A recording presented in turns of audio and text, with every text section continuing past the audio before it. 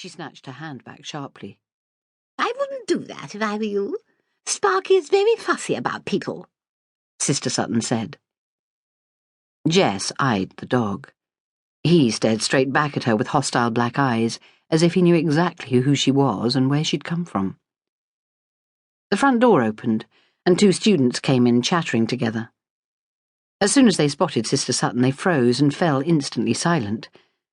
They tried to slink towards the stairs, but the Home Sister wheeled round to confront them.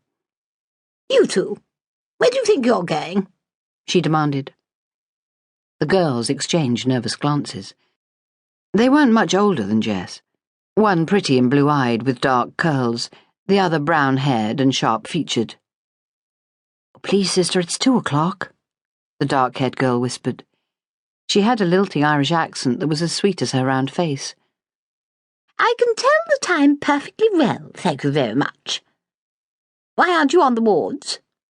"We've been sent off duty until 5, sister," the other student explained. Her voice was clear and crisp, each syllable perfectly pronounced, like one of the lady announcers Jess had heard on the wireless. "I see. Why couldn't you have said that, O'Hara?"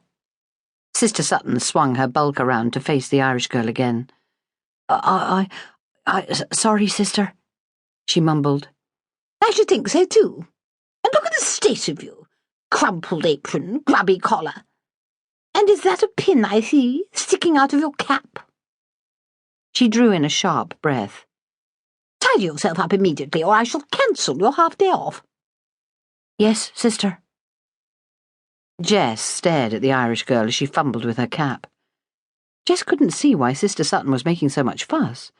The girl looked immaculate to her in her blue and white striped dress and spotless apron.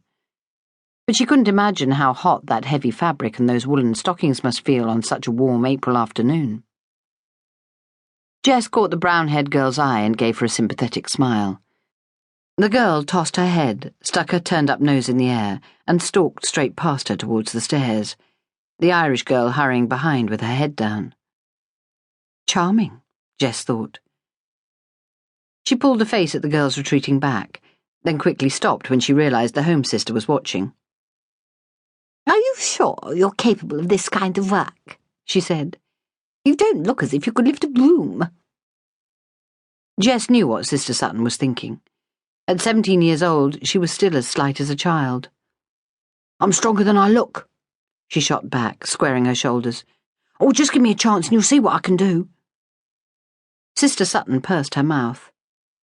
"You're certainly good at speaking up for yourself, I can see that." Jess pressed her lips together. Trust her to let her temper get the better of her.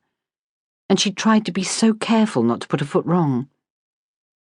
But then Sister Sutton heaved a sigh that shook all her chins and said, "Very well.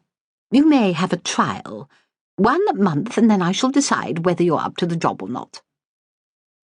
Jess untwisted her cramped fingers from the folds of her skirt. She'd been keeping them crossed since she arrived on the doorstep of the nurses' home. "Thank you," she said. "Thank you, sister," Sister Sutton corrected her. "You must refer to me and the other nursing sisters correctly at all times.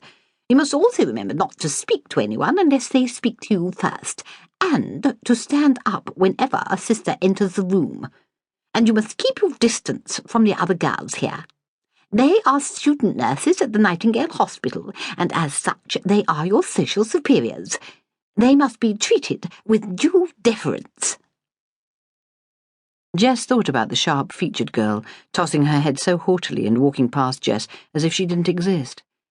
But after 4 years in service, she was used to being treated like part of the furniture. And if that was what it took to escape from her home, then she would willingly become invisible. "Now," Sister Sutton went on, "I will show you to your room." She bustled off down the passageway, a bunch of keys jingling from her belt. Reaching the door at the farthest end of the passage, she took the keys in her hand and held them close to her face, squinting at each in turn, until she selected the right one. "Here we are," she said, unlocking the door and throwing it open.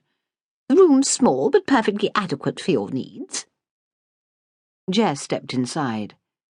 Sister Sutton was right. It was small, scarcely bigger.